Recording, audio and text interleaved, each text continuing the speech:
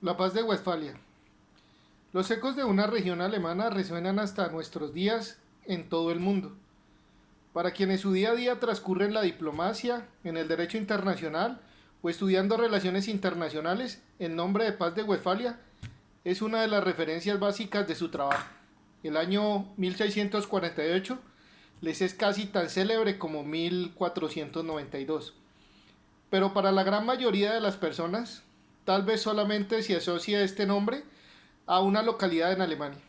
El 24 de octubre es una fecha propicia para recordar acercarse a este hecho histórico que cambió no solo el desarrollo de Europa, sino sentó bases del principio de soberanía que hoy utilizamos. La paz de Westfalia hace referencia a los tratados firmados en Osnabrück y en Münster, que pusieron fin a la Guerra de los 30 años. Se desarrolló de 1618 a 1648. La paz de Westfalia, como dijimos anteriormente, hace referencia a estos tratados, los cuales al final pues dieron lugar al primer sistema internacional moderno, marcando el nacimiento de los estados-nación.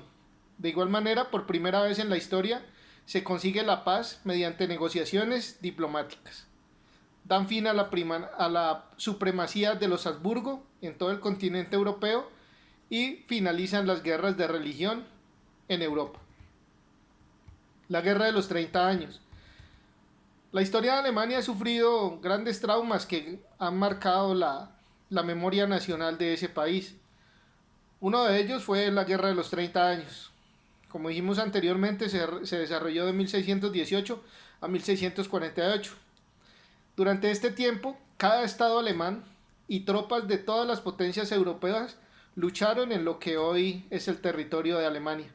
Fue devastadora para toda la población civil y para la economía, mientras los ejércitos iban y venían por todo el país y esparcían terror, muerte y peste. Y cuando hablamos de todos los estados de Alemania y las potencias europeas, ¿a qué nos referimos? La Guerra de los 30 años fue el conflicto que por 3 décadas se enfrentó entidades europeas en lo que formalmente era una especie de guerra civil, en lo que hoy es Alemania, a raíz de una diferencia religiosa. La religión católica contra la religión protestante. En el bando de los católicos, entre los estados que hoy conforman Alemania, estaba la familia real de Habsburgo y sus aliados, Francia y España.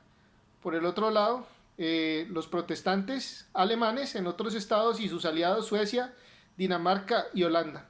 Además, España y Holanda llevaban otros 50 años de guerras por dominios europeos en el contexto de una carrera colonial de escala global. Una causa directa de esta guerra paneuropea fue la reformación de la Iglesia Católica, iniciada en 1517 por Martín Lutero, cuando presentó sus 95 tesis en la iglesia de Wittenberg. La visión protestante poco a poco fue extendiéndose por la actual Alemania y por Europa, y se enfrentó a una virulenta respuesta de contrarreforma por la Iglesia Católica y gobernantes católicos. Igualmente, la reforma dio lugar a otras reacciones como el alzamiento campesino liderado por Thomas More hacia 1725.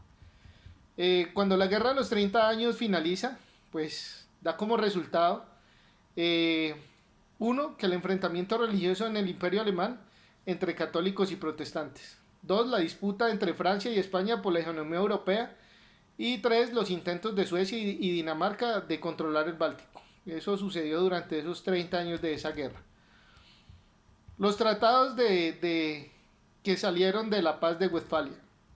La llamada paz de Westfalia es lo que hoy en día se llamaría, en el argot de las relaciones internacionales, un orden. Es el resultado de 3 acuerdos. Primero, el de paz de Münster entre los Países Bajos y España, que daba fin a 80 años de guerra y fue firmado el 15 de mayo de 1648 en esa ciudad que hoy pertenece al Estado Federado del Norte Westfalia. El segundo tratado es el de Münster entre el emperador del Sacro Imperio Romano Germánico, Francia y sus aliados.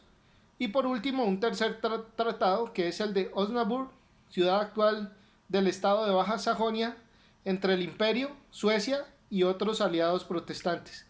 Los tratados de Münster y de Osnabrück se signaron el 24 de octubre de ese mismo año, de 1648.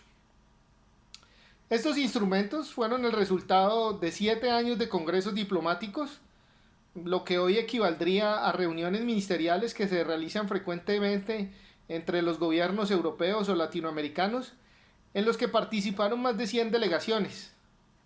Estas eran representantes de estados grandes e imperios, pero también multitudes de pequeños estados feudales, además del poder de la Santa Sede, que también estuvo presente. El orden europeo se transformó política y religiosamente, se reconocieron geografías y la libertad del gobernante para que en su territorio se profese una u otra religión sin la intervención de la Iglesia y sus aliados políticos. Aquí enunciados tan simplemente, estos elementos resultaron revolucionarios en su momento. Los estados reconocían entre sí sus fronteras y la libertad de hacer dentro de ellos lo que le conviniera a sus intereses sin la injerencia política o religiosa de otros. Además de la soberanía, se reforzó el concepto del Estado como unidad del sistema internacional, más aún a partir de la existencia de potencias europeas que habían intervenido en la guerra entre estados alemanes. Cuando se logró la paz, se inauguró lo que se conoce como el balance de poder, una carrera entre potencias para aumentar sus capacidades y asegurar que cierta equivalencia de poder económico, militar y político evite que estallen conflictos entre ellos. Este equilibrio posteriormente se rompió a principios del siglo XIX con las guerras napoleónicas. Para Alemania, la paz de Westfalia implicó una pluralidad entre los estados que formaban el Sacro Imperio Romano Germánico, que de alguna forma llega también hasta la actualidad en la República Federal. En algunos de los estados federados la religión mayoritaria es la católica y en otros es la protestante.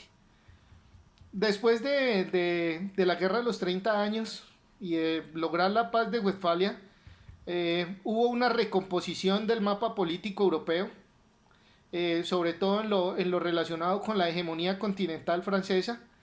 Ya fue el país preponderante el que tuvo mayor ventaja después de esta paz. Se ve la caída del imperio de los Austria. España se convierte a partir de ese momento en una potencia secundaria. Se logra la independencia de Holanda y Alemania se fragmenta totalmente. Se da el nacimiento de los estados-nación. La paz de Westfalia generó el nacimiento del nacimiento del Estado moderno. Surge el concepto de soberanía nacional. Se pasa de un orden feudal a organizaciones territoriales definidas en torno al gobierno. Y el Estado moderno se define como una organización territorial y centralizada del poder político supremo. También hay unas consecuencias religiosas. La religión deja de ser empleada como casus belli.